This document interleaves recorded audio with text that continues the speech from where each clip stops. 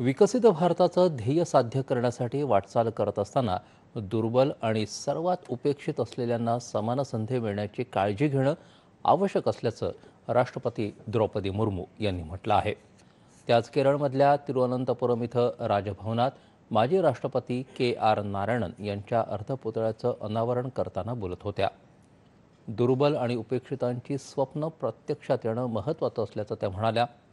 नारायणन यांच्या कार्यकर्तृत्वाचा गौरव करताना नैतिकता, प्रामाणिकपणा, दयाभाव आणि लोकशाही मूल्यांचा वारसा त्यांनी अधोरेखित केला आणि राष्ट्र उभारणीसाठी त्यातून प्रेरणा घेण्याचं आवाहन त्यांनी केलं.